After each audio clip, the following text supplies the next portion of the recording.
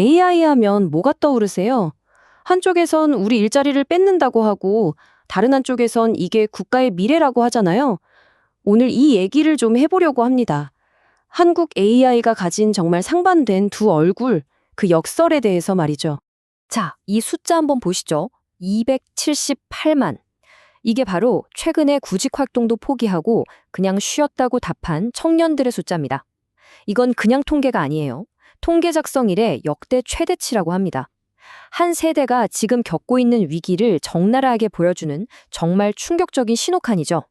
이런 차가운 데이터 뒤에는 당연히 사람이 있겠죠? 요즘 젊은 친구들 사이에서 드라마 나의 아저씨에 나왔던 이 대사가 다시 회자되고 있대요. 아무것도 아니다. 행복하자. 뭐랄까, 암울한 현실 속에서 어떻게든 작은 위안이라도 찾아보라는 그런 마음이 느껴져서 좀 짠하기도 하고요. 자, 그럼 첫 번째 이야기부터 시작해 볼까요? AI 때문에 멈춰버린 세대. AI가 지금 한국 청년들의 고용 시장을 어떻게 바꾸고 있는지 그 현실을 한번 들여다보겠습니다. 상황이 생각보다 훨씬 심각합니다. 청년 고용률이 5년 만에 최악이라고 해요. 근데 진짜 문제는 이게 아니에요.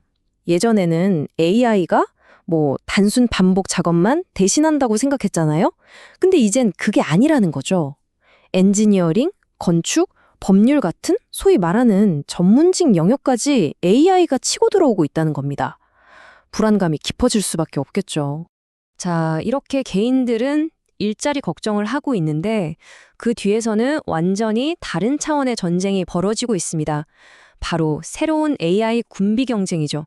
이제는 소프트웨어를 넘어서 로보틱스로 그 전쟁터가 옮겨가고 있어요.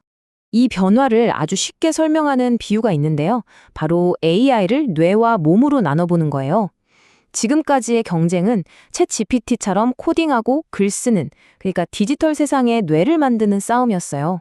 근데 이제는요, 공장에서 물건을 만들고 물류를 옮기는 현실 세계의 몸을 누가 차지하느냐의 싸움으로 판이 바뀌고 있다는 겁니다. 말 그대로 AI가 모니터 밖으로 뛰쳐나오고 있는 거죠. 이게 먼 미래의 얘기가 절대 아니에요. 바로 지금 벌어지고 있는 일입니다. 세계적인 기업 폭스콘은 이걸로 생산 라인 까는 시간을 40%나 줄였고요. BMW나 테슬라 같은 곳은 아예 공장에 사람처럼 생긴 로봇을 투입해서 데이터를 모으고 있대요. 이 로봇들이 그냥 시키는 일만 하는 게 아니고요. 중력이나 마찰 같은 물리 법칙을 스스로 이해해서 진짜 복잡한 조립까지 해낸다는 거죠. 대단하지 않나요? 바로 이 지점에서 한국은 이걸 단순한 기술 경쟁으로 보지 않습니다. 이건 국가의 생존이 걸린 문제다. 기술 주권을 확보해야 한다. 이렇게 보고 있는 거죠. 그리고 이건 단지 기술 독립만을 의미하는 게 아니에요. 앞에서 봤던 그 청년들의 위기를 해결할 새로운 산업의 판을 짜려는 그런 국가적인 큰 그림이 있는 겁니다. 여기서 소버린 AI라는 말이 나오는데요. 이게 원래는 영어 중심의 AI한테서 우리말이나 문화를 지키지 않은 약간 문화적인 개념이었거든요. 근데 지금은 의미가 완전히 확장됐어요. 우리나라 반도체 공장이나 핵심 제조 시설을 외국 AI한테 맡길 순 없다. 이런 산업 주권, 경제 안보의 문제로 바뀐 거죠. 핵심 산업의 통제권을 뺏길 수 있다는 위기감이 엄청나게 깔려 있는 겁니다. 그래서 한국이 내놓은 답이 바로 이겁니다. K-피지컬 AI 얼라이언스. 이름부터 뭔가 비장하죠? NC소프트, 카이스트, 삼성, 포스코. 거의 국가대표 어벤져스 팀이 꾸려진 거예요. 무려 53개 기관이 모였는데 목표는 딱 하나입니다. 데이터부터 로봇 완제품까지 AI 기술의 처음부터 끝을 전부 우리 손으로 만들겠다. 완전한 기술 독립을 하겠다는 거죠. 자, 그럼 이 거대한 국가 전략의 심장, 세계에서 가장 똑똑한 로봇을 만드는 그 비밀은 대체 뭘까요? 좀 거창하게 들릴지 모르겠지만 신의 시뮬레이터라고 불리는 기술의 내부를 한번 들여다보겠습니다. 그 핵심 기술이 바로 월드 모델입니다. 이름 그대로 현실 세계를 가상 공간에 똑같이 복제해 놓은 거라고 생각하시면 쉬워요. 이 가상 세계 안에서는 중력, 마찰, 공기 저항까지 모든 물리 법칙이 현실이랑 똑같이 적용돼요. 그러니까 AI가 현실 세계에 나오기 전에 이 안에서 수백만 번, 수천만 번 실패하고 배우면서 훈련할 수 있는 일종의 완벽한 디지털 훈련소인 셈이죠. 훈련 과정은 크게 세 단계로 볼 수 있어요. 첫째, 진짜보다 더 진짜 같은 가상세계를 만들고요. 둘째, 그 안에서 AI 로봇한테 수백만 번 작업을 시키면서 빡세게 훈련을 시킵니다. 현실에선 시간과 비용 때문에 절대 불가능한 훈련량이죠. 마지막으로 그렇게 똑똑해진 AI의 지능을 현실 세계의 로봇 몸체에 그대로 다운로드하는 겁니다. 이걸 전문 용어로 심2리얼이라고 부릅니다. 바로 이 지점에서 한국이 가진 아주 독특하고 강력한 무기가 등장합니다. 바로 세계 최고 수준의 게임 산업이죠. 특히 NC소프트 같은 회사는 리니지나 아이온처럼 수십 년 동안 정말 복잡하고 거대한 가상세계를 운영해온 경험이 있잖아요. 수백만 명이 동시에 접속해서 상호작용하는 그런 세계를 만든 노하우가 이제는 산업용 로봇을 훈련시키는 핵심 기술이 되고 있는 겁니다. 정말 신기하죠? 자, 지금까지 AI 때문에 생긴 일자리 불안, 그리고 이걸 극복하려는 국가적인 기술 경쟁, 이 두 가지 큰 흐름을 살펴봤는데요. 여기서 정말 예상치 못한 아주 흥미로운 반전이 나타납니다. AI 때문에 가장 위협받는다고 생각했던 바로 그 세대가 사실은 AI의 가장 열렬한 팬이었다는 사실이죠. 한번 생각해 보세요.